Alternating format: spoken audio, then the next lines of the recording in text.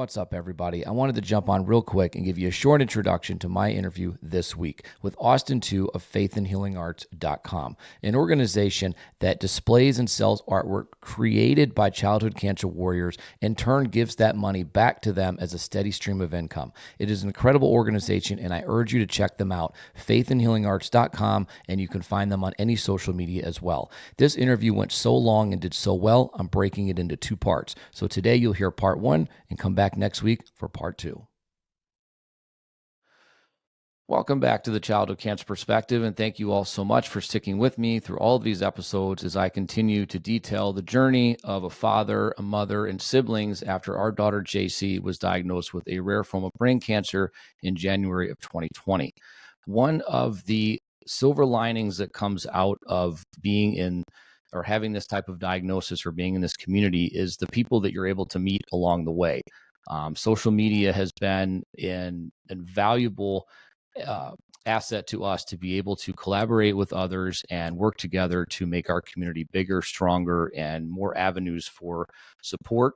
And so today is my guest is someone that we met doing a TikTok live actually, and had them come in to support us. And we are happy to turn around and support them and bring our families and community together that we have built on social media and in the community right in front of us. So today I have Austin from Faith and Healing Arts, and I would hand the floor over to you and have you introduce yourself, and we'll go from there. Okay. My name is Austin too. We're founders of Faith and Healing Arts. And so the company is solely based around displaying art from children that are currently diagnosed or in the process or have been affected by childhood cancer. We're just an avenue to pass their art through. We sell the art, and all the money goes to the families to hopefully drive some residual income while they are dealing with it, as well as, like you said, the community. There's tons of kids. They're all going through different stuff, but some are similar. And if you can get the families talking together, that you never know what's going to come up. The more awareness, I think, is where the key is to, I guess, the success to beating this, I guess, or whatever you want to call it. So there's a short story who I am. Absolutely. And do you have a personal connection to pediatric cancer, and what is that? Absolutely. So our daughter, Cora, was diagnosed at 2 years old with they say rare, I don't know what that means anymore, but it was rhabdomyosarcoma. It's a soft tissue tumor cancer in her leg. And it was never in a million years. We were at dinner, and she was running around, doing the kid thing, and fell. I didn't think anything about it. And so Shelby was like, there's a spot on her leg, and it's bothering me. I was like, it's fine. You know what I mean? Don't worry about it. So she finally went to the doctor, and then, next thing you know, it's 2 hours later, we're talking oncology. I remember she called me and said oncology. I didn't even know what oncology was. No idea. And so that was the beginning of it. And so we found ourselves in Winston-Salem and Cincinnati, Ohio. We were all, different states, and we ran around. And ultimately, she had passed away when she was 5. And so it was on a relapse. It was not on the original diagnosis, but, it was, it's something you don't want anybody to deal with. I mean, it's seeing any child, not just your child, to suffer it sucks. So. And I'm sorry to hear that. And it's an unfortunate club that far too many people are a part of now. It's not just this community, but angel parents. And it's something that we need to make different moving forward. And I think that's kind of part of the hidden mission of what both of us do in our organizations, is just trying to bring awareness, get people to listen and see that that word rare, it really needs to be removed from this community altogether. I mean, whether or not the actual type of cancer or tumor is rare in the sense that it only affects 30 or 40 people is a whole different story. But calling the entire disease rare is just out of line, and it's a mindset that we need to change. Did she have any symptoms at all prior to diagnosis, or is it just kind of out of the blue? No, I would say the most maybe common, maybe the only common factor is that she had was maybe some digestive issues as a baby, but nothing that you would think, like constipation, stuff like that. Their answer to that's like, oh, just load her up with Miralax. Like, yeah, okay, that sounds like a great plan. So I think that would be the only actual symptoms she had. Otherwise, I mean, even during when she was sick, I mean, honestly, you would have never known. I mean, with a shaved head. Other than that, this kid was wide open all the way up until probably 2 months prior. I mean, but otherwise, I would take her in the same day. We'd get to Christine, and she'd take a nap in the car for like 35 minutes on the way home. Get home, and she'd be wide open, ripping. Yeah. So that was really the only thing. So nothing leading up to it. Yeah, and that's I think it's pretty common too, is a lot of these children don't really show signs of it being something super serious, or that you would think that this is where your mind would go to.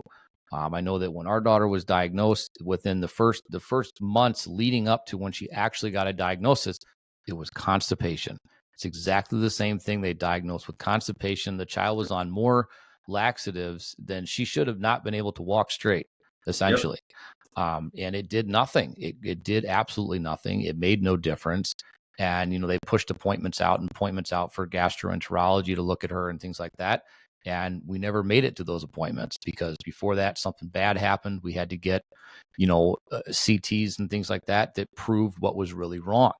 And, I think that, I would love in the future for, MRIs or CTs to be an optional part of your insurance plan, where if that's something that you feel like, what, we need to catch these things early, and it's something that could be afforded once a year as an optional item, we could stop or catch a lot of these things early instead of, you know, you're looking for the simplest reason. You're looking for a treat them and street them idea when it comes to medical stuff. And it's a horrible way to look at it. And when these kids are sitting here with these things growing inside of them for time and time and time again, and you're not able to catch it, it's getting worse and worse. So Yeah. and it's amazing to see how stories, even with a different diagnosis, how they mirror each other, just so closely. Oh yeah. I mean, it's a medical assumption that they're like, oh, she's 2, she's 3, she's 4, she's 5, she's 7, whatever. Oh, it's fine. I mean, even if you go into you go into the hospital now and you're like, hey man, my chest is killing me. Now, how old are you? Oh, you're 32. It's heartburn. You'll be fine. The next day you have a heart attack. I mean, it's Mhm. man, the stuff that we saw, and I don't know how controversial. I'm not even probably fit to be in public to talk about it, but I have theories and of and the insurance, it controls everything. I mean, it's a that really that's where the faith in the arts came more so when me and my wife knew that we wanted to do something to help, right? Everybody does. Obviously, when you get into that situation, it's like, okay, like this sucks. What can we do? And so, and the real reason behind that is there's no like red tape. Like I can control every aspect of it. Like it doesn't matter. There is no approval needed. If they need money, we just make it happen. You know what I mean? Like there's always, even there's always going to be like you waiting on something, or I don't care what they do with it. Some people are like, well, what if they don't spend the money? Like I don't care what they do with it. It is what that's between them and whoever they believe in. You know what I mean? To deal with that, but it's the whole medical thing is great, and there's a pattern like just from the families that we have is that their diagnosis, and I might blow the top off of some craziness, but like their diagnosis is like 3 weeks after these injections that they're getting. You know what I'm saying? Like their booster, all these shots that they're giving them. It's like it's all the same. And then you look at how many leukemia kids we have. Like there's something, you know what I mean, in a percentage that's going on, and they're just. I think it's just part of it. It's like if you get a shot that's approved, it's 70% is good, 30% of people might get something from it or cancer or kill them down. Then that means it passes on to it's approved. So Mhm. something, there's a common denominator. I don't think they care to know what it is, but yeah, I get a little fired up about that. But that, I mean, and honestly, she had a knot in her leg after her shots, like her childhood shots. So that was actually where the knot came from. Her cancer was 4 inches from the injection site of where they did her shots as a child. And we called and asked them about it. And they're like, oh, it's fine. That's normal to have a knot in your leg, like after having shots. It's like, oh, okay. 2 weeks later, oncology, done. Sitting in a chair, figuring out what in the world happened. So, I don't know, man. No, I listen, this is, I mean, this is absolutely a place where you say whatever you want and whatever, opinions or whatever. And it's not even so much opinions, it's real life, right? You've lived through it, you understand it, and what things happen, coincidences aren't always a thing. It's sometimes things happen and there's a reason behind it, but not too many people want to look at what the reason actually is or the correlation to something. And it's sad, but we need to, normalize people just listening to what we have to say and understanding that parents know their kids better than any doctor, any medical system, any insurance system. I have my own issues with the insurance companies, and we have friends that deal with the insurance companies and things that, people that sit behind a desk and don't actually practice medicine, but actually deny or approve cases based on what the paperwork says. And if you've never seen a patient, and I'm sure you have, I've been on the phone with them and said, I want to talk to that doctor. Oh no, we can't do that. We don't give out that type of information. Well, they're making a case that could be life or death for my child. I want to speak to them. Where you go to the pharmacy and then they need doctor's approval. And my question is, well, who the hell do you think sent in the prescription? It wasn't me. It was who ordered the MRI. It wasn't me. It was my doctor that obviously thought that it was necessary because they're here and they see my child every single day. So it is hell on earth to deal with this diagnosis by itself, but then the added bonus of doctors that don't listen to you or insurance companies that think they know better and tell you what you should and shouldn't do. It just makes it that much more incredibly fun to deal with on a daily basis when you're going through the worst stress of your life and you just need to add a few more things. So, yeah. And they're freaking robots. Like you said, they literally they get a pamphlet, it's a job to somebody like, hey, this is great. I just got hired at the insurance company. Oh, that's cool. Well, when they call you and they ask you this, here's line 1, 7, and 2. This is what you can, I mean, it's robotic, so it's like, and like you said, you just want to, I'm not good with rules. I mean, my authority thing. I have a very respectful, very moral guy, but I don't do structure well. Like I just, if it doesn't make logical sense to me, I can't stand it. I mean, we would be in the hospital, and when they would give her Neulasta shot to raise her to get the white blood counts back up. Well, obviously they destroyed him with the chemo, and so we were literally in a room and physically. So the shot, like we sourced everything out. Like the shot was insurance wise was like $22,000, and she used like 1 milliliter, whatever you call it, of it, and it comes in 6. They literally use 1 and throw it away for $21,000. It's like what in the world? And so they we bought that from, I think it was Costco or something like that. And it was like $4,600, and they would reimburse us for it.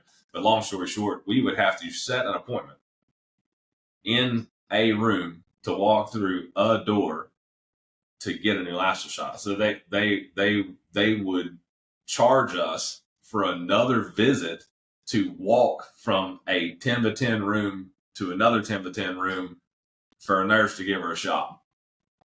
And it blows my mind. The money, you know what I mean? It's dude, it is if I slip out and say some cuss words, it's my fault. That's one flaw I do have, but it pisses me off. I mean, it drives me crazy. And Shelby too. Shelby's way more educated about my wife about like the particular cancer.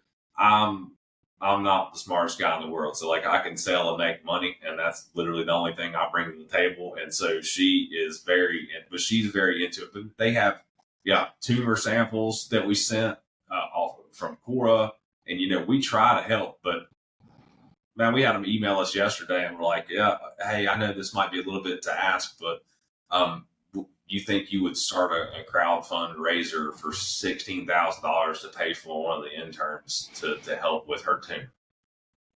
I know I'm scattered, but that sounds like a crock of crap. No, it's a lot, and you can also say whatever you want, so don't worry about that. This is the one thing where social media shuts me down. I can say whatever the hell I want here, so feel free. Yeah. Yeah, the money aspect of the entire situation is incredible. And I have two. Our daughter fought for 520 days, and I have two full binder boxes of every single bill, itemized by month. And for that 520 days, it cost $2.5 million to treat her. Yep. And the one stay in the hospital for her to have stem cells, I believe, was about $600,000. And yeah, the drugs, when you're looking at them, and the same thing, when they would have to put her to sleep for MRIs and stuff, they would use propofol, and most of that propofol would be squirted down the drain because she only needed a certain amount, each time to put her to sleep. But what's amazing is that she had to have it so much that you'd think they'd have it figured out exactly how much she needed versus we're going to put the same amount in the syringes every single time, and we're going to throw out the same amount every single time. And yeah, the insurance is paying for it, but they're also, to be honest with you, they're also looking for reasons to not pay for things. And when you're wasting that amount of money, or this is becoming a very expensive patient, and it's that's not our way of looking at it, right? Whatever amount of money it costs, it is what it is to save our child. But for an insurance company, listen, this is becoming expensive. This has become a liability. And that's when you start to see a lot of things get denied, because they're at the point where, listen, we've already shelled out $2.5 million.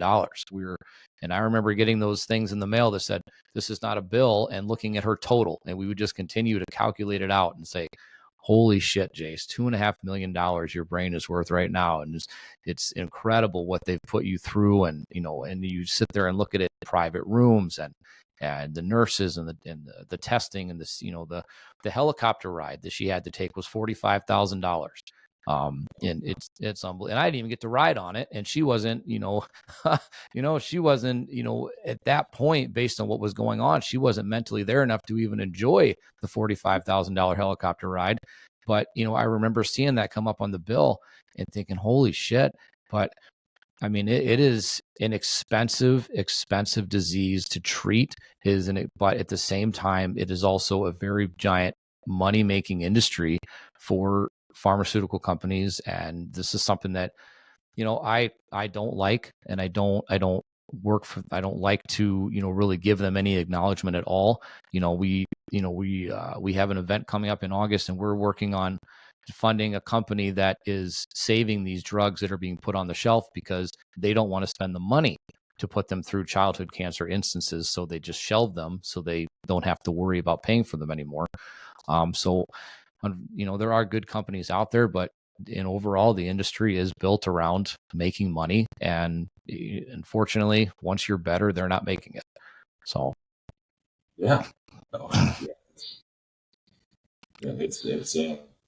It's mind blowing. I mean, it really bends you. And I thought that the whole government thing and all this, corruption. But honestly, I mean, hell, they probably own the insurance companies too. I mean, there's probably single handedly one company that just does it all. And it's not even that. It's like now people are so robotic. They are on like a maintenance plan. Like, like, hey, what are you doing? Oh, they suggest me do this. Like, honestly, after that, I don't want to go back ever again. But I mean, it's like there's, like you said, everybody's a number, and it's just what it is. It's calculated. It's a business. I mean, they build on the hospitals all the time. They keep adding people, keep adding staff. I mean, it's the proof's in the pudding, and I don't even think anymore that we get the best, care. I think there's different other countries that are better. I think there's other countries that don't have as much cancer for a reason. You know what I mean? Mm-hmm. We're a throwaway country, and I sit here. I'm the world's worst too.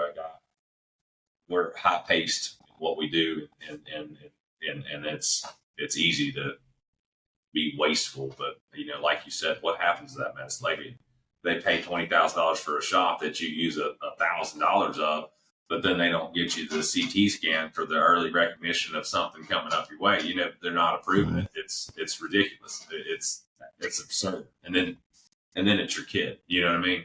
Right. If you're a full grown adult, it's one thing, but your child, it's a puppet show. But Shelby handled most of that because I'm not a polite person when it comes down to that. I lose my patience extremely quick because it just, man, and the stupid people thing bothers me. Yeah.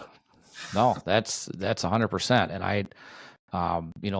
I grew up without having a filter and saying whatever I felt like I wanted to say, but I definitely was more reserved until all of this happened. And then dealing with certain people and insurance companies or a nurse or a doctor having a bad day, whatever. No, I lost all ability to control whatever it is was stopping those words from coming out. And I think, I don't fault anybody for getting, mad at people that do that, because listen, we're fighting the worst fight of our lives, being a parent and an advocate for your child going through this. We're doing everything we can. We've already, I think, and maybe I don't feel like I'm the only one, but I think we already feel a certain bit of being a failure, because as a parent, our one job is to protect our kids. And although this is out of our hands, it was something we couldn't stop. We couldn't protect them from.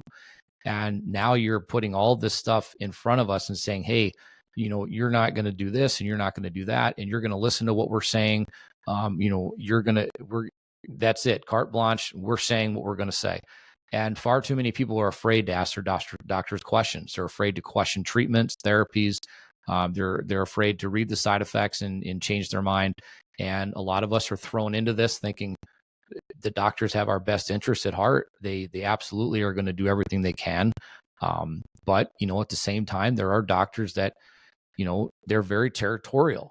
And so therefore, if it looks like something's going to go wrong or something's going to go bad, well, they don't want their name attached to it. If it looks like it's going to go well, they're all over it.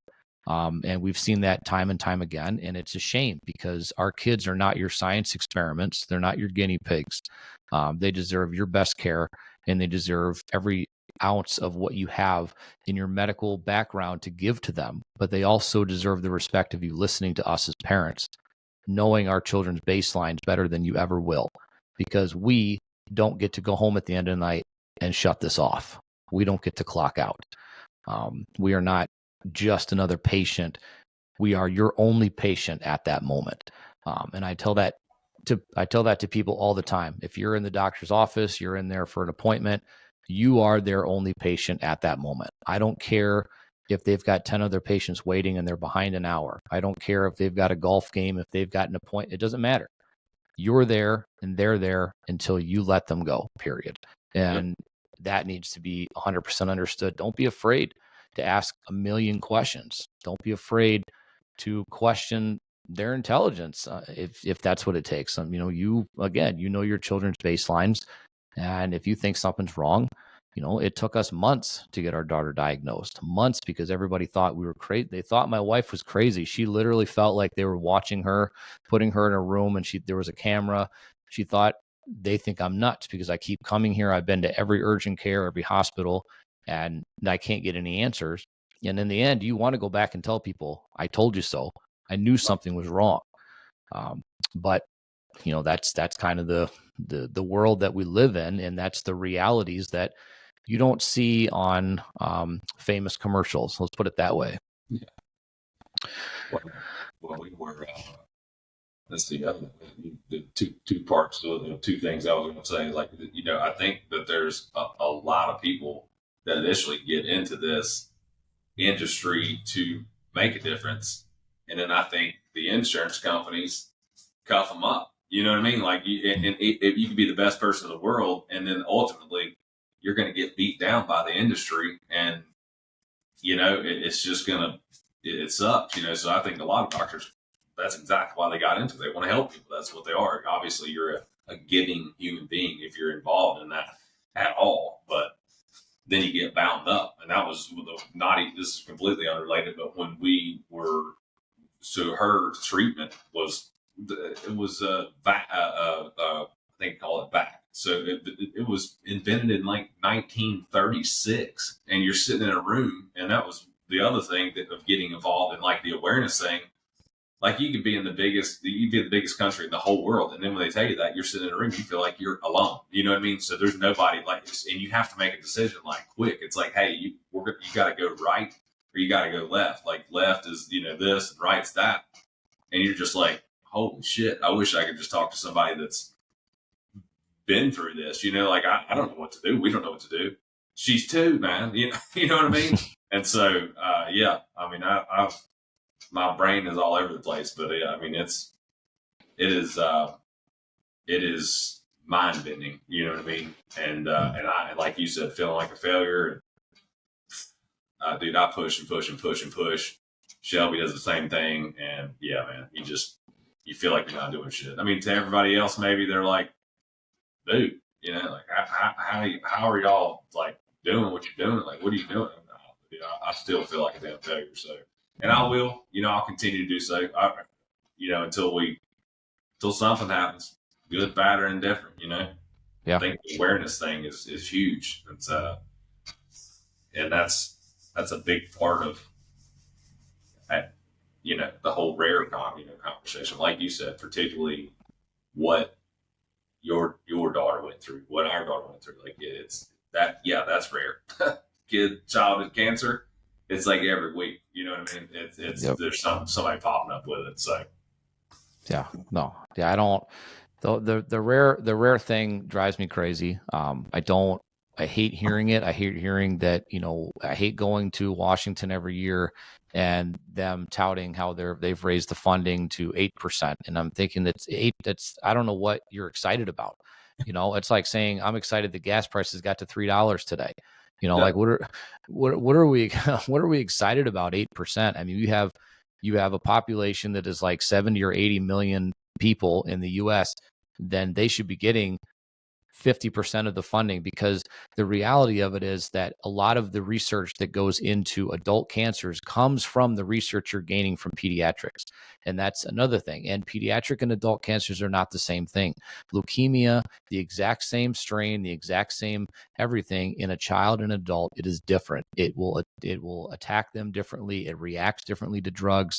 The treatment plan is different based on genetics. It's like the whole situation is different, and your body is still growing and developing, that also makes treatments different. And everybody looks at it like we have so many, drugs here, and we have so much, research here. Yeah, for everybody else, but this entire population of 80 million people that's not getting the research or funding that they deserve. And we're out here as parents, we're out here as advocates, as organizations, carrying the load and trying to do what you should be doing because you have the power of the pen and you can write laws. And on top of that, we shouldn't have to have legislation that says that they deserve more funding. Like, that's just asinine. It should just be a thing. It should be taken care of. And I don't want to hear it touted about how you gave the NCI, an extra $300-400 million. I don't care, because none of it came to the kids. None of it went directly to the pediatrics. And I've said it before that every politician, right or left, it doesn't matter to me. DNR means absolutely nothing. Every politician in their campaign has used kids. Every single one, whether it is I'm touting for more education or better health care or better school lunches, whatever. You've all used kids. But when it comes down to it, you don't really give a shit, because these kids can't vote for you. These kids can't make a difference in your campaign. They're pawns in your game. And moving forward, it makes no difference. But kids are at the absolute core of every single world issue today, because without them, there will be no future. There will be no politicians, no judges, no doctors, no new world order, whatever it takes. Okay. They're not going to be there. And we have to do more to take care of them, because too many of us are burying our children, and it is not the way that it is supposed to be. They are supposed to take care of us into old age. They're supposed to put us in the best homes money can buy. And they're supposed to visit us. They're supposed to, relish in what we've done. And they're supposed to be able to make the same mistakes that we make every single day as adults, and be able to take for granted everything we take for granted every single day. And they're not getting the opportunities to do it. But what you're missing out on as a country, as a world, is the genuine hearts that these children have, and the absolute ability to not give a damn about all the stuff that we worry about. We're losing that every single day. Yeah. That's the other thing. This is like just kidding. It's like, hey, it's good. It is what it is. You know what I mean? They don't care. They don't care about anything. Like whatever's going through their mind blurts out, and they'll pay you. They don't care. They're not worried about the mortgage. They're not worried about the Joe across the street got a new truck. I really want one just like it, or taxes came in for the house. They don't give a shit about any of that. They're just kids. I think it's very easy to lose perspective of the simplicity of their mind, and and we treat our 10-year-old like she's a 40-year-old. You know what I mean? Because when she went through it with her sister, man, and I don't know how, but she is an amazing kid. She's super smart, and she does. But yeah, it's perspective thing, But I don't know how to get around it. I don't know if there is anymore. You know what I mean? The corruption is pretty much what it boils down to, and that's what we have are struggling is our issues. Is we tend to lean towards like helping, I guess the whole funding research thing is difficult for us to understand, because like you can give $1 million, literally you could take $1 million and you could send it. What happens? You know what I mean? Like, is the CEO of the company getting a new Maserati, or is your kid going home and then able to tell these stories when they're an adult? You know what I mean? Like, what is happening? So, and not being able to control what happens or where that money goes really bothers me. So we were denied from St. Jude because of her age, right? And it's like, all right, that's fine. Everybody has limitations, but that sucks. You know what I mean? And they have a bunch of research, but they won't let like in that aspect of it, they don't want you doing anything. Like we would do vitamin C infusions, and we would do stuff to support her. It was night and day as to what like she would feel after that. But you're not allowed to do any of that. You literally have to sign paper, I think, from what I understand, when you go into St. Jude, and they're like, hey, this is what you're doing, because they go through trials, which are successful ones, but that's, I don't know, man. I don't know how to cut the head off a snake. I feel defeated even talking about it sometimes, because it's so much bigger than we are. Yeah, no, it definitely is. And this is, it's discouraging on so many levels once you're part of this and you decide to take that advocacy route, or you decide to take, the organizational route or things like that. And listen, there's many ways that families deal with either the loss of a child or their child going through these treatments. And, one of those ways is to fade into the background, not forget that it happened, but just not be immersed in the community anymore. And that's 100% okay. And I support that if that's your path.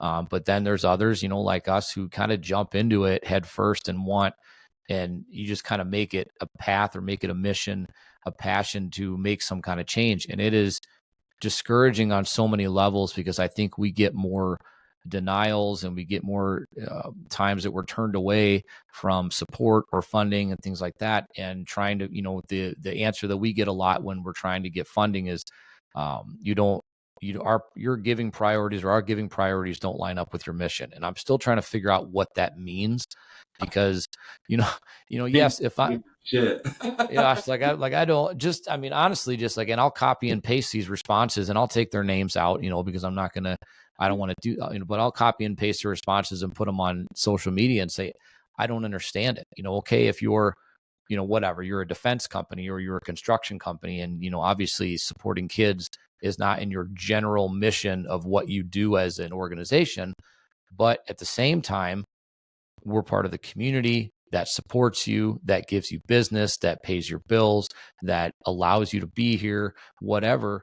We have to support each other. Now, you can't support everybody, and I get that, but the responses that you get and the no's and the denials that we get are so vast in comparison to, yes, we'll help you. Yes, we'll work with you. And it's a shame. It really is. I don't understand. I've never been able to understand that side of it. Basically telling organizations that support children, whatever the case may be, sorry, we can't help. We can't do it right now. Not this year, maybe next year. But the reality of it is, and when you sit here and look at it, childhood cancer doesn't exist if you close your eyes and turn around. And far too many people do that every day. Well, that's easy. That's the easy thing to do is ignore it. And that's the other thing is too. You have a lot of people that can help, and could help, and would help if it ever landed in their front yard. You know what I mean? Mm-hmm. Like you wake up one day and you figure it out, and you're like, oh, shit. We have therapy Tuesday. We have Thursday an appointment in oncology. We have a CT scan Saturday. Like, oh, we can't do this. No birthday party. Put a mask on. Like you wake up one day with your kid's got cancer, and it's like, oh shit, man. I thought I was doing something before. Not really. What you know what I mean? And so the sitting back thing for me, it's exposure therapy. I remember the first time we went back when they did the Make-A-Wish. We went to Give Kids the World Village. That freaking place is crazy. It was just amazing. It was amazing. So we went back and I worked over there, but it's the same thing, like it was hard. It was hard. It's hard. It absolutely is a nightmare until you finally come around to the fact to understand that they were where we were, a year ago. You know what I mean? So that it helps us to heal. Maybe it's almost selfish to be a part of it, like to disappear out of this community and to, like you said, to just step away is fine.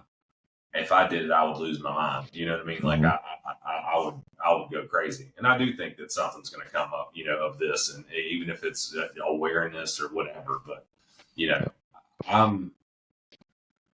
haven't started yet. We're just the consistency on our end. I have a shop that's just getting built, and then I'll have the stage for where we can do the, like the podcast and social media. So my consistency will be there. But yeah, once I crack open live, I'm like you, they'll probably shut me down in like 30 minutes. Yeah. I'm going to say something to make somebody curl up in the corner. I call it crawl under the desk. You know what I mean? And then you won't see them again, because our society is this, hey, I screw you, and you call me out on it, and you hurt my feelings. Like, we can't talk about it anymore. Yeah. I just want to reach through the freaking phone and kill them. Yeah, no, it's 100%.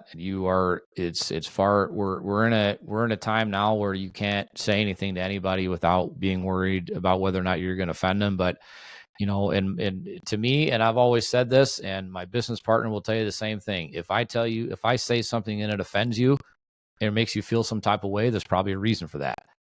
It wasn't maybe directed at you, but if you feel some type of way about it, I'm sorry.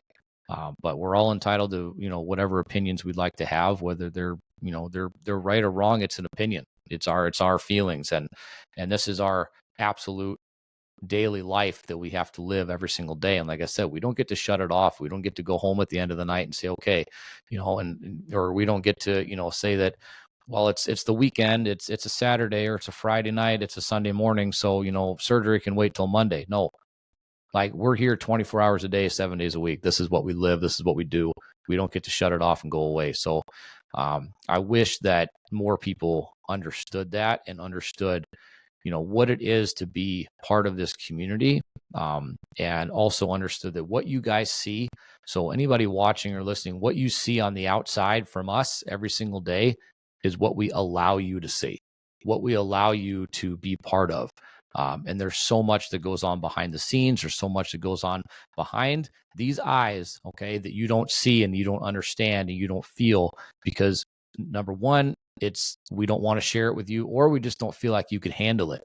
And also, the big thing about that is that you see support dwindle as your fight either comes to an end because your child is declared NED or cancer free, or if your child passes away, that support goes away. A lot of people just disappear, and it's because they don't know how to talk to us, or they think we're different people, we're broken, we're damaged goods.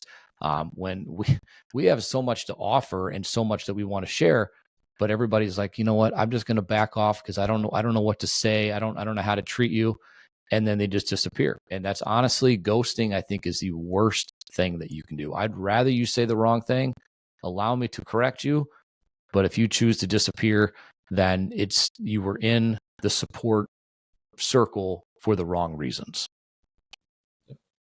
And it's we've had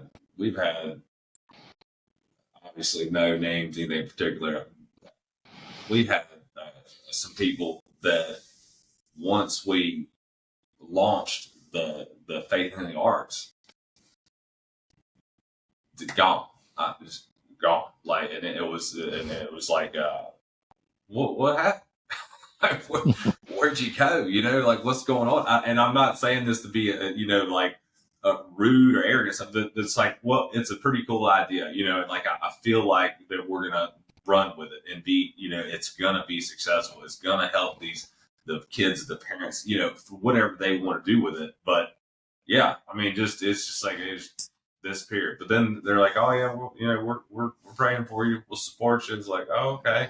But I like you said, maybe they don't know how to approach you maybe after that, like, oh yeah, what do you want me to say? Our daughter passed away of cancer. It's an unfortunate, screwed up part of the world that we live in, and you have to choose what to do with that information after you've seen it. But yeah, like you said, I mean, I don't think anybody can. We were watching a movie the other night, and Shelby, it was a war movie. Shelby's like, gosh, how do you do that every day? I was like, the same way we did it. Our normal is way, way, way outside of anybody else's normal. Just like if you were in war, your normal thing is like, you don't think about like, hey, I'm gonna get shot every day. You're just kind of there. You're surviving. You're doing what you have to do. That's what you do. You wake up just like you drink coffee. You go and you go and you go and you go, and you fall into that groove. And so it's the same thing when your kid goes through childhood cancer. Like, your normal is not normal. You know what I mean? And people doing normal things. Like, I remember looking out the window at the hospital at the cars driving by, thinking, damn, I've drove by this hospital 600,000 times, and never once have I looked up at that glass thinking, man, I wonder who's looking at me from in that room. But boy, when you're inside that room, I was like, man, what I wouldn't give to be in that car right now, driving down the highway, cutting up and laughing, and just doing normal people stuff. So,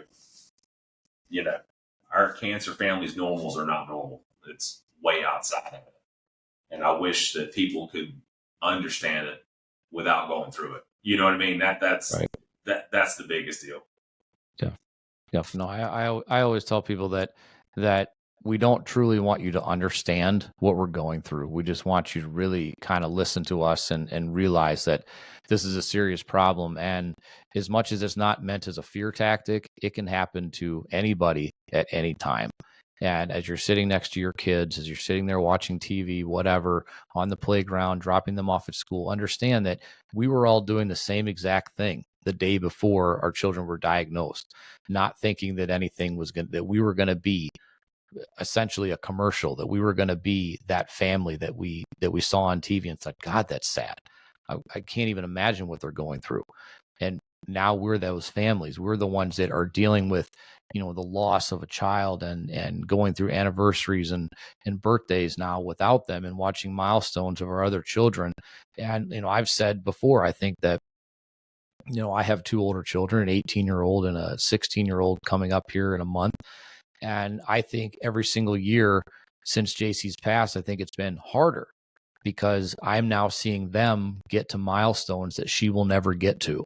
I'm seeing, graduating high school, going to college, driving a car, getting their first job, boyfriends, girlfriends, whatever. You're seeing those milestones happen, and your child will never reach those. And so I think some people will say, well, time heals all wounds. And I think it's complete opposite in the situation. I think it makes it worse every year because you're losing out on what should have been realized from what your child's, their attributes were, what they decided they wanted. At young ages, they knew what they wanted to be in life, and they may have aspired to be whatever. JC wanted to be a NICU nurse. That was her aspiration. She loved babies, loved kids. That was what she wanted to do. So this, giving back in the way that we do was just kind of an extension of her and continued it on in her legacy. And, that's what a lot of us do, is create these organizations as a way to say, hey, our child's not here with us anymore, but we don't want anybody else to feel like that. We want to support you in the way that we know they would have supported you if they were here. Absolutely. I think that's one of the toughest things, like you said, is maybe not even, I guess, watching Braylon, grow up and then knowing, and then after that, like you'll run into families and their children are the same age. Like, so, a friend of mine's got a kid that's 8. Well, Cora would have been 8 this year. So you see like how she's grown and like how different that child looks. And then I can't help but think, man, I wonder what Cora, like it hits you, just out of the blue. Like, oh man, but yeah, what a horrible thing to deal with anybody, in general. Yeah. That's what go ahead. No, I was just piggybacking off what you were saying. I can't look at children, girls specifically in the ages that Jace would have been, as I can't look at redheads. I can't do it because she had beautiful red hair, the only one in the family. And so whenever I see him, I think that should have been her. That's her running out of high school, driving a car, working behind the desk somewhere. I can't look at that. It just breaks me apart. And so, this is not anything that we want anybody to feel. We don't want you to feel sorry for us. We want you to listen and allow us to tell our stories, allow us to make a personal connection to what we're doing and what we're saying, so that you want to get involved and make a change too. Advocacy is not for everybody, but it's definitely something that, if you want to get involved, it's rewarding, but it's tough. It's not.